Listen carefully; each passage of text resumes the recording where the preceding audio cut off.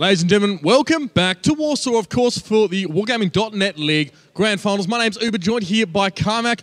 Saw some pretty fantastic play from Fnatic. I think everyone in the crowd is starting to gear up to maybe see the Polish Home 10 heroes go at it again. Yeah, I mean, yesterday was a fantastic crowd for them, and I'm hoping, actually, if you can give me 1 minute with the crowd, I'll switch to Polish for a second. Uwaga, ręka do góry. Kto kibicuje Lemming Train? That was okay. We're going to try to show the world that a Polish crowd can really support, okay? Jesteście ze mną? Uwaga. Robimy tak, rączki do przodu, robimy falę od dołu do góry, okej? Rączki do przodu, bardzo proszę wszystkich, rączki do przodu. I uwaga, robimy hałas i jak ja dam rękę do góry, to pierwszy rząd, a potem wszystkie pozostałe podskakują i mówią Lemming, dobra? Uwaga, rączki do przodu. Lemming. Wow, that was awesome. Can we practice that? I'd love to, if we could practice that before the game, that'd be fantastic, so everyone get out of their seats for that one. All right, before we do check in with the Lemming Train versus Arete game, we are going to be ducking over the lobby to check out the tail end, of course, of Virtus.pro up against Red Rush Unity. It's, Russians. There's not much more to say. Russians. That's right. Well, obviously, Virtus.pro coming out of the EU League, and yeah, Red Rush Unity being a Russian team. I'm looking forward to see how this one pans out. We're going to pass over to our caster who's going to take us into the action. Thank you so much, Mitch and Carmack, and what an awesome welcome into the show. I'm going to pretend that awesome wave was for us, not Lemming Train. It's all for us. Thank you very much. I'll take that. It's for Carmack, but I'll take it as well. But yes, we have missed the first map. It was Ensk, but it was a draw, so no action missed. Do not fear. But yes, Virtus.pro up against Unity. Bit of a clash. They've met before, as you were telling me during the break. And maybe you can give us a little bit of an insight to what we might be seeing between these two. So, Carmack got it half right. They are Russian players. And obviously just from the CIS region in general. But they're playing in the European League, obviously coming first seeded, taking Season 2 and 3 back-to-back. Narrowly dropping out to Synergy, which was known as Team Dignitas then in Season 1. So, against Unity, you can expect some good games. These are the top teams in the world and two favourites going forwards, actually, to win the whole tournament. In terms of previous results, actually, Unity is kind of winning that one. If you remember back to Eurostil 2013, Unity won that one 3-2, which is a pretty close game, pretty close result, but it could be an indicator of what we could have in this game. Obviously, we haven't seen the first map, but the first map has been played. Yes, it has. That's been taken to a draw, so both teams have 1 point. Yes, but the next map will be Ruinberg, so another city-ish map, we can call it. It's half and half, really. You get the little bit of a village on the right side, you've got the city on the left side, you've got the green zone kind of spreading throughout. But it's going to be a good game all in all, and your predictions towards this one?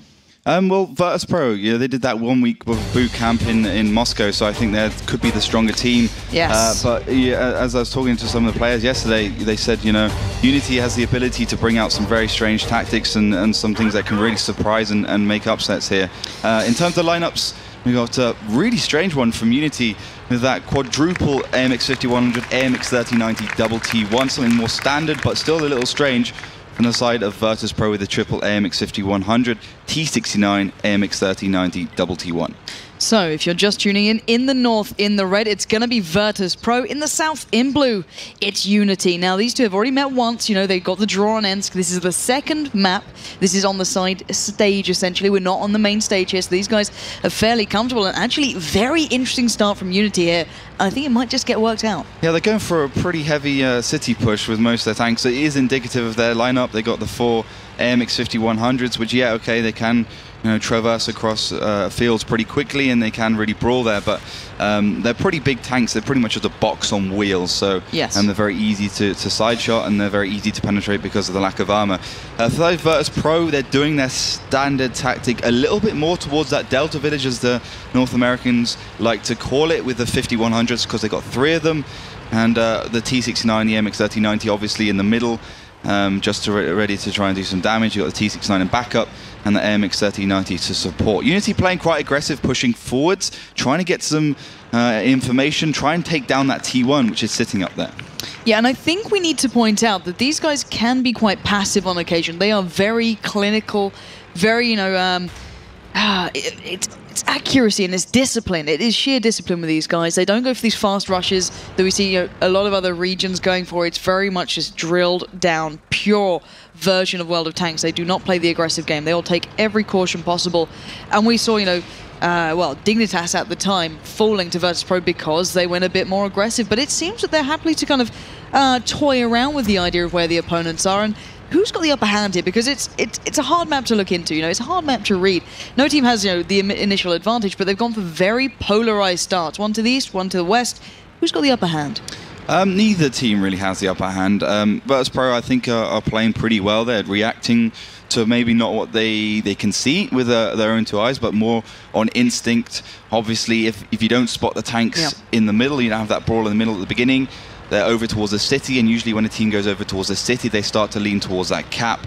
Virtus.pro reacting by sending tanks back to the cap, because we've seen plenty of times before. I mean, I think the first instance was Eurosteel 2012, when like a team went straight into the cap and just decimated them in a few seconds, and that's still a viable setup in these days, but a little hard to pull off against a team like Virtus.pro, obviously reacting very quickly. Kusok Just Cause heading back towards their base, obviously just leaving that T69 in the middle, making sure they have their F-row locked down. And I want to say how much of this is such a mental game as well, because obviously on our minimap we can see both teams, and it looks like they're reacting to knowing where the opponents are, but a lot of this is just kind of understanding where they're not, and then working out where they may be, and responding accordingly, and pretty much it's quite polarized here once again. You can almost kind of mirror it down the middle and look at what they're doing. They're sending the tier 1s up towards that cap point. We've got a couple of tanks toying with each other, going back and forward, looking for a possible opponent. And with 6 minutes and 30 seconds left, there's no need to rush here. It's still a lot of time to play with. And is there a more aggressive side out of these two? Is there a team who may lack that discipline? Would it be Unity coming in as that superstar mix that wants to prove themselves, or maybe Virtus.pro? Well, the aggression I don't think will come out from these two because yesterday we saw Unity against Noah, and even against a team which hasn't proved themselves on the international stage like Unity has, they were still very cautious and still weren't going forward. So against a team like Virtus.pro, who has 100% proved themselves, has beaten Unity many times before, they're certainly not going to go forwards as aggressively. So I wouldn't expect anything too outrageous. That could be a problem for Virtus.pro. We saw in Season 1 they were a little bit passive, and Season 2 they were a little bit passive and they got punished for it a little bit. We've seen, for instance, GG Well Played really do some damage against that team. Diver said that's the team everyone has to look out for in the European League in Season 4 coming out shortly. So a couple of shells coming out from Virtus.pro, making sure they get all the bushes and any kind of rubble around the base out of the way, so the opposition can't actually hide behind it and possibly get some shots out. So for Virtus.pro, just making sure they have all those positions covered, make sure they have all the T's crossed, the dots, I's dotted, and Unity doing the same.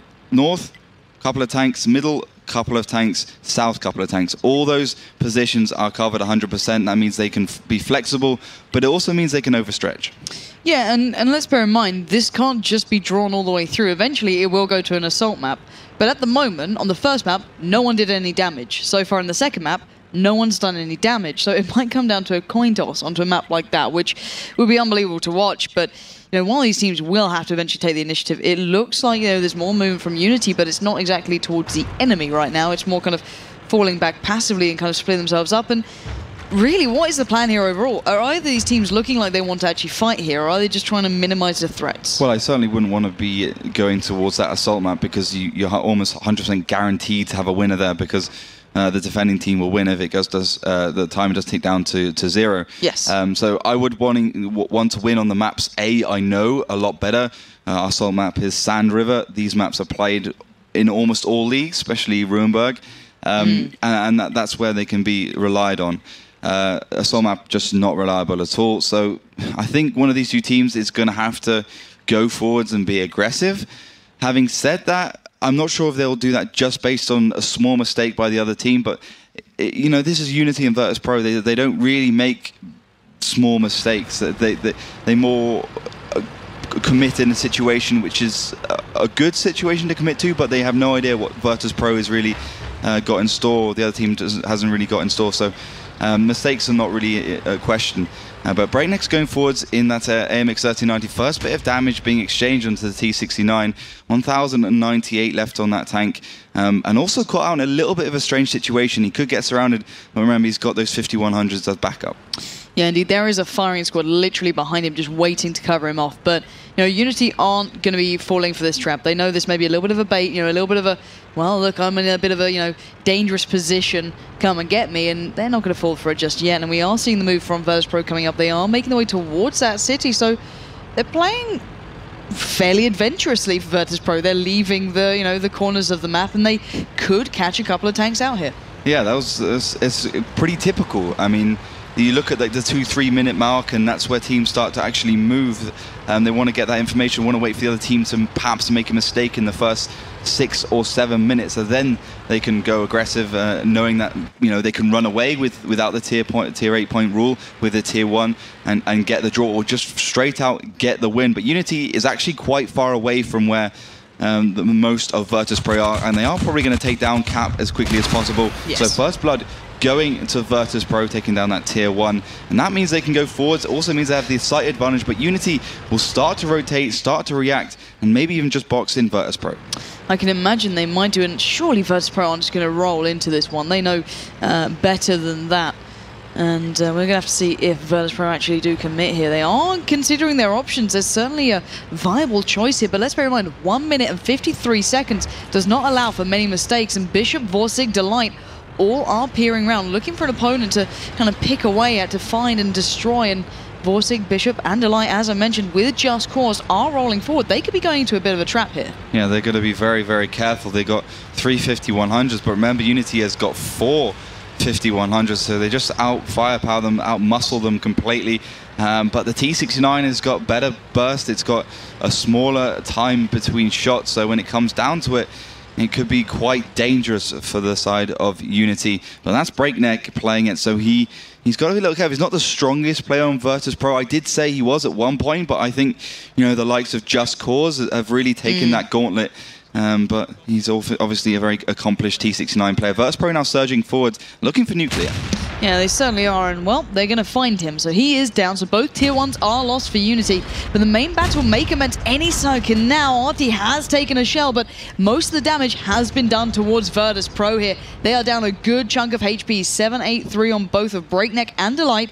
Just Cause quite low, and Vorsig as well, receiving a good chunk of damage, but it's time to tell down. There's too much risk in 40 seconds worth of gameplay. Neither team wants to risk that chance and lose out on this one. There's a little bit of movement here and there, but without that tier 8 rule, they have to destroy every single member of the opposition to get the victory at this point. Yeah, they have to completely obliterate the team or Cap. And Delight taking a little bit more damage. Unity starting to push in. Delight could be in trouble, but 21 seconds left. It probably won't happen. Vorsig now pushing. Yeah, Vorsig fancies his chances. Antlish does find a couple of shots. Oh, he's gone down. That was a nice little last-minute shot coming through. Antlish is going to be going for another. Comes back for more. He's got backup. They are doing the work.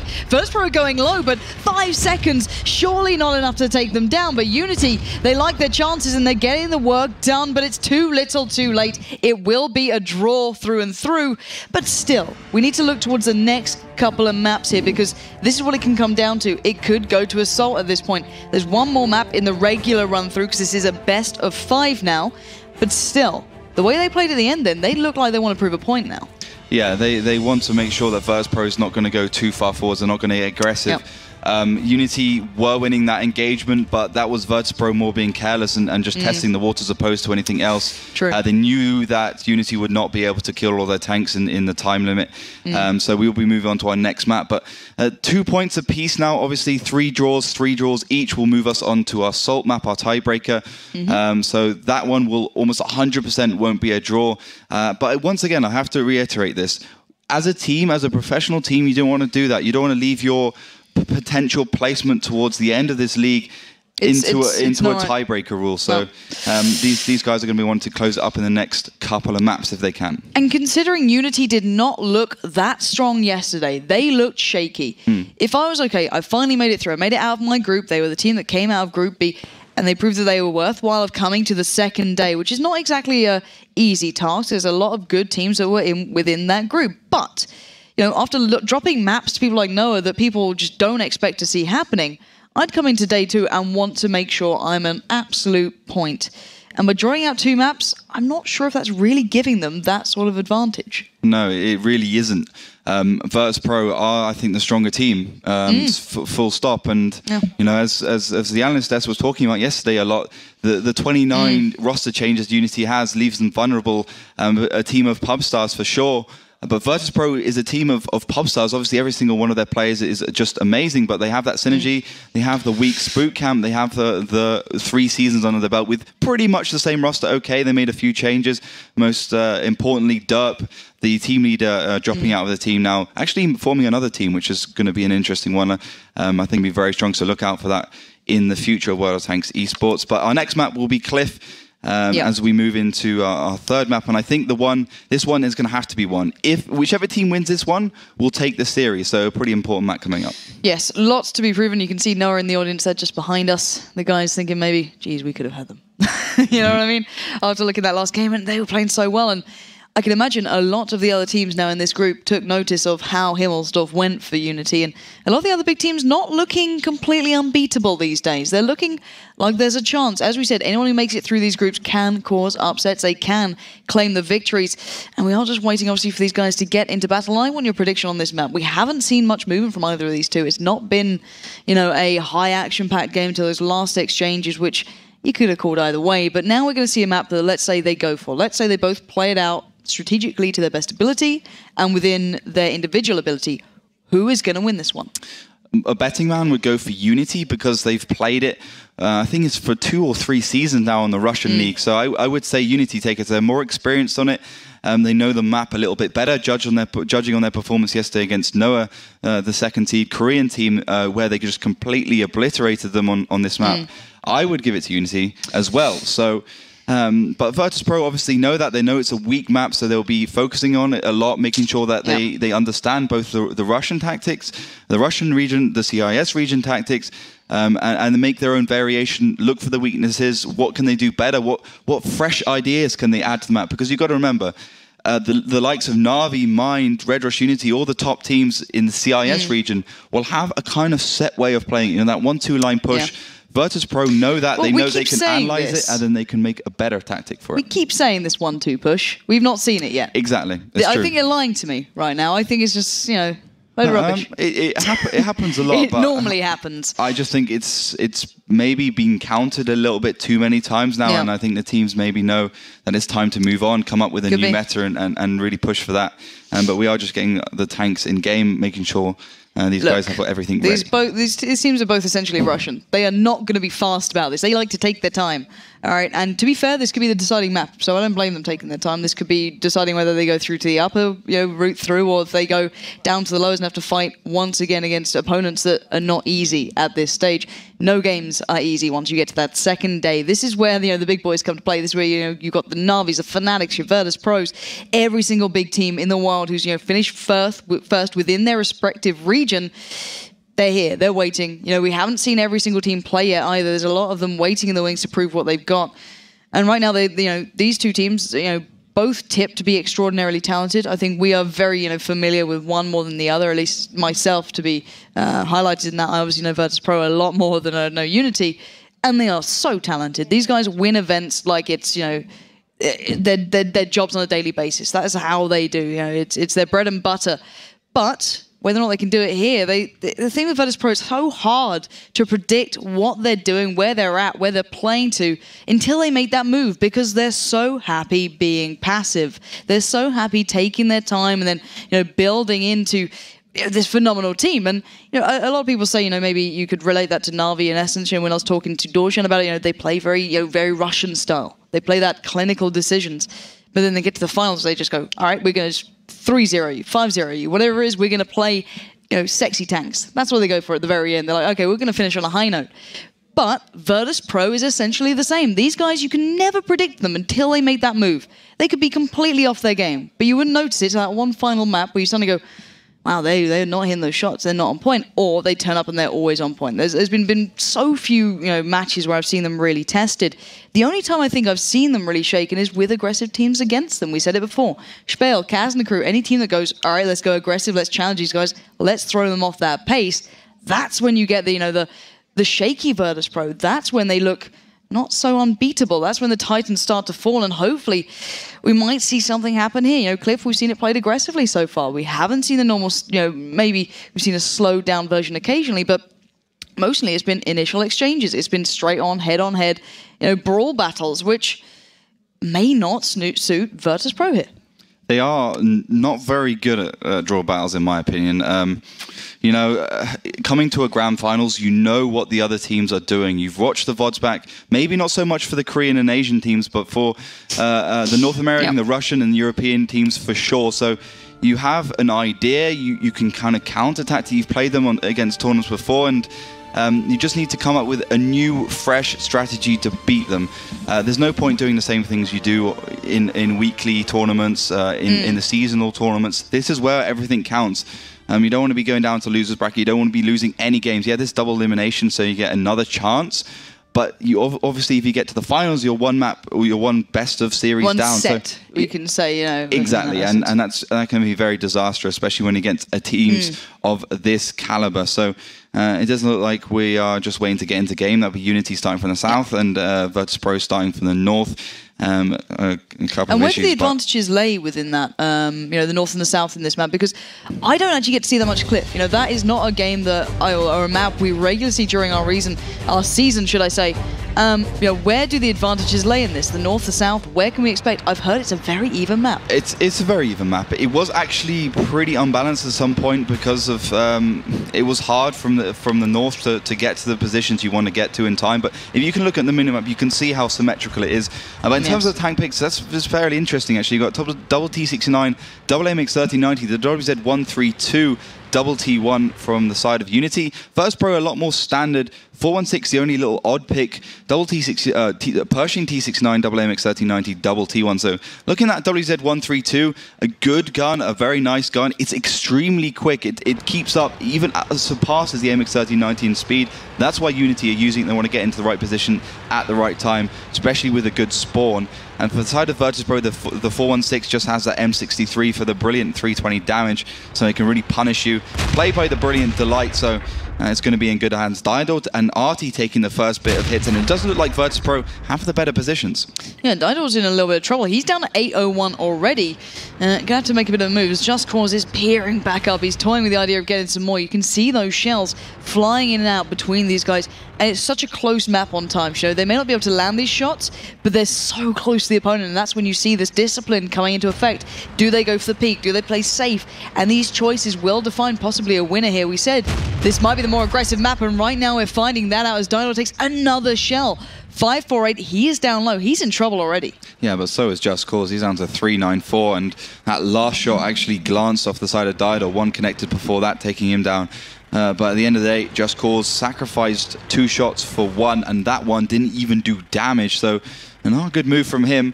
And Unity starting to create themselves back into this game. They've got slightly better positions now. They've gone a little bit further forwards. Didor's got support from Rhino, still on 100% HP.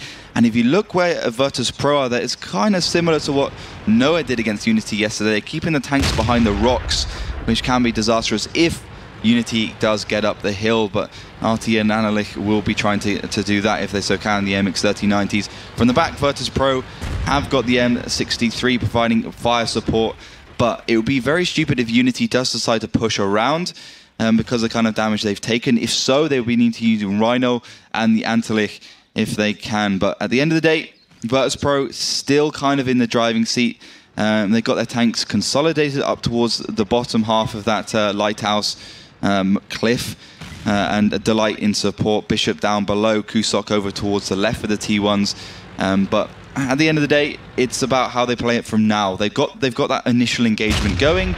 They've got the tanks in the right position, but now it's down to player skill. It's about calls. It's about which player can stand out for the team. These guys are all extremely good. They can all carry, and they're all playing carry tanks. Lucy Kell in that WZ132, obviously a crucial, a pivotal role for the side of Unity. He's playing an odd tank, and if you play an odd tank and it doesn't perform, then you really have to question why would you pick that over something like for instance, a T69.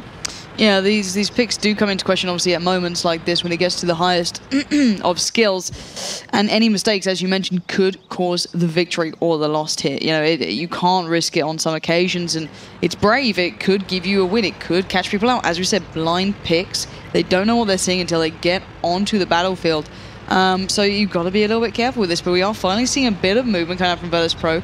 I think they found their W keys eventually. It took some time, but certainly found out you can press that one down, and they have, you know, edged around. They're toying with the idea of making a push out of this, but Nuclear is here. He is waiting. He will get the spots at least. He's in the perfect position. I'm not sure why he would be pointing forwards. He should be pointing backwards, so at least he wastes a little bit more time. He might not be able to get back up the hill, but at least, you know, Virtus.pro will have to try and commit to killing him before moving on towards the next tanks. And a little bit of a mistake from him, not thinking about what his potential is. Kreitz is going forwards in that T1. If Kreitz can kill Nuclear without Vorsic being spotted in that 1390, that would be absolutely brilliant. But Kreitz taking a lot of damage, does go down to Nuclear, so first blood in the side of Unity.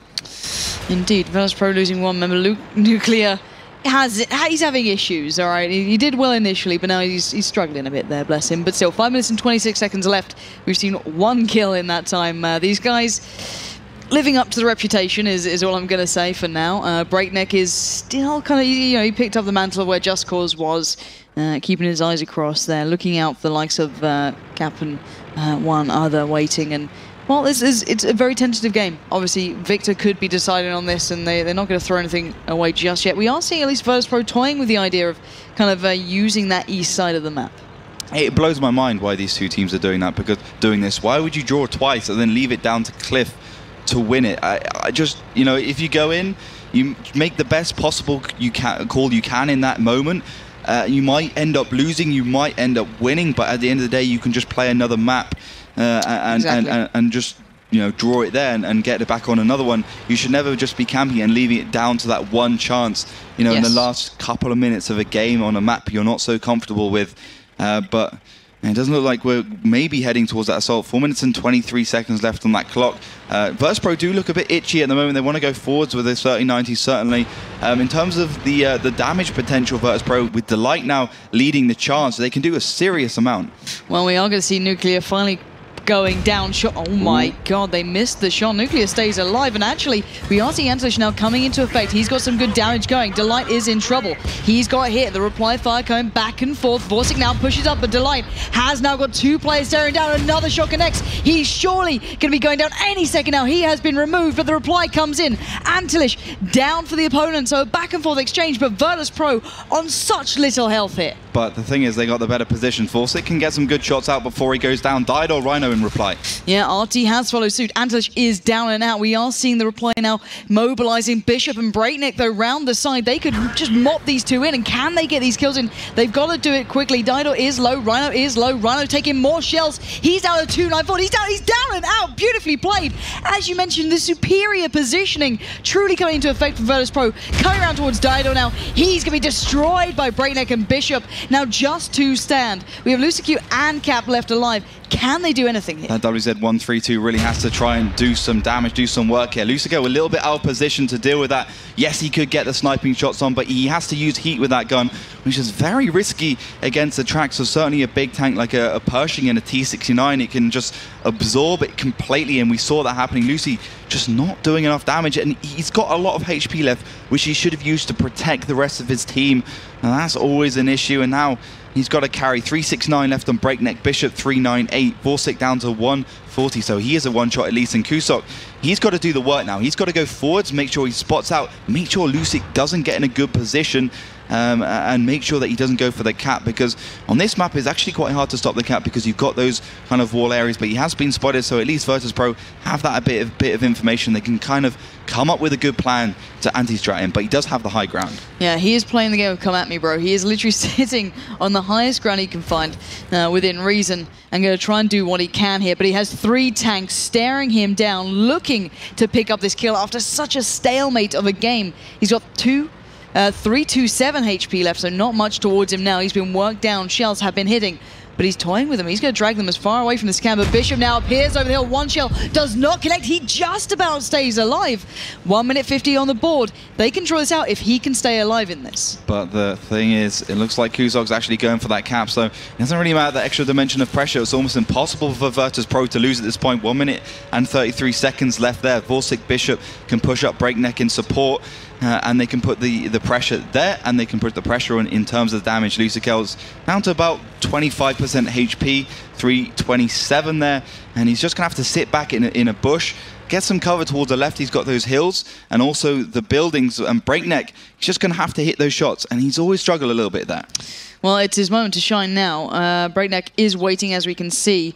Bishop not too far away either. They are covering the cross, basically. If he comes back to try and take away the guy who's getting that cap underway, I believe that's Vorsic in there who's doing that one. So as soon as he peers around that corner, he is going to be in trouble. But still, Bishop is low, 398 HP, 50 seconds left. A reset and maybe a kill. He could get this game in the bag, but we are going to find out if he can do it right now.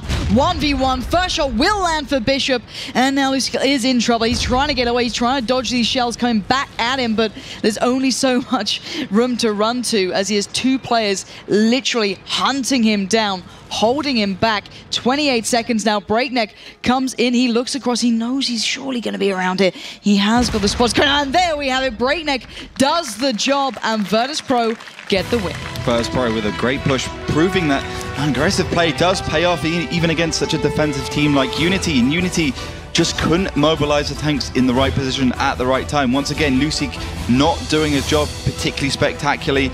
I believe that W did 132. Yes, it was the second highest damage dealer, but considering where he was, 1,068 damage just isn't enough. Just Cause the highest damage dealer for Virtus.pro, sitting at 1,757 with 2 frags. So a good showing from Virtus.pro, a good aggressive push, and finding Dido and the other T69 pushing forwards, surrounding them, taking them down. It was just pretty amazing how long, let's say, Just Cause and AMX 3090 actually managed to live with, because he was in a very dangerous situation. So massive prop to him. Also got to mention Delight, because that 416 was just an absolute beast. He absorbed a good 3 or 4 shells and also did 3 or 4 shells. So actually, he was the kind of dark horse in that match, and he really did help Virtus.pro take the win. Yeah, but I do want to hear what our analysis desk think of the Russian style so far. It's been, all European, you can argue it, but it has been very slow, it's been very campy, and it did get, Unity a loss in their first game against Noah, who completely exploited it. And once again, it's not proven to be the most flawless of plans through this game, as Virtus.pro did pick it up. So guys, let's on back over to that desk with Clutch laying in wait. All right, gentlemen, 2 draws. I don't need to talk anything about that. These 2 teams, we've seen the history of some of the professionals. They play the patient game. They play the game of fatigue.